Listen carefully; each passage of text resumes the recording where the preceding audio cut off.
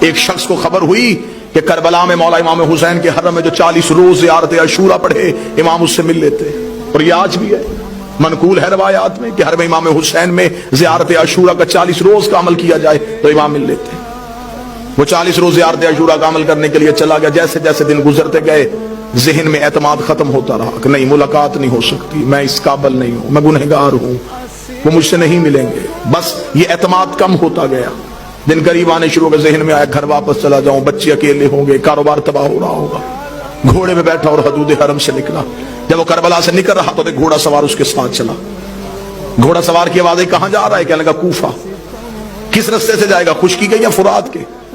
کہنے لگا خشکی کے رستے۔ گھوڑا سوار کی آواز ہے، پھر کوفہ میں ایک میرا کام کرے گا، ایک امانت ہے، وہ کوفہ میں ایک شخص کو دے دینا۔ کہنے لگا کیا امانت ہے؟ کوفہ میں ایک ریان نامی شخص رہتا ہے، اسے یہ 40 دینار دے دینا۔ جب تو اس کے دروازے پہ جائے گا، دستک دے گا، صبح کا وقت ہوگا، وہ دروازہ کھولے گا، اس کے بازوؤں پہ خون کے چھینٹے ہوں گے، پریشان نہ ہونا، وہ قصاب ہے، صبح صبح جانور ذبح کرتا ہے۔ ذہن میں پھر نہ آیا کہ جو پہنچنے سے پہلے وجہ بتا رہا ہے۔ اور یہ مولا سے ملاقات کا عارفین کہتے ہیں کہ سب سے پہلا جو کام ہوتا ہے جب مولا سے ملاقات ہوتی ہے، سب سے پہلے دماغ کی سوچیں وہیں پہ رک جاتی ہیں۔ یہ حجت سے ملاقات کی سب سے بڑی نشانی ہے، دماغ وہیں پہ رک جاتا ہے۔ جب ملاقات ختم ہوتی ہے تو پھر وہیں سے شروع ہوتا ہے۔ اس لیے معراج کی رات ہر چیز وہیں کی وہیں رک گئی تھی۔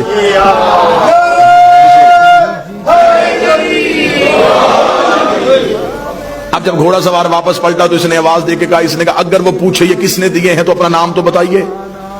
گھوڑا سوار کی آواز ہے، کہہ دینا بقیہ نے دیے۔ میرے مالک کا لقب ہے بقیت اللہ۔ چلا گیا، جا کے کوفہ میں صبح صبح پہنچا، اسی قصاب کے دروازے پہ دستک دی، اندر سے وہی شخص نکلا، بازوؤں پہ خون کے چھینٹے۔ دیکھیں گا مجھے خبر ہے تو صبح صبح جانور ذبح کر رہا ہے۔ کہاں سے آیا؟ کہنے لگا کربلا سے آیا ہوں۔ تو میرے دروازے پہ کیوں آیا ہے؟ میرے پاس تیری ایک امانت ہے، یہ 40 دینار کسی نے کربلا سے دیے، اسے کہا ریان کو دے دینا۔ آنکھیں کھلی کی کھلی لگا، رک یہیں پہ۔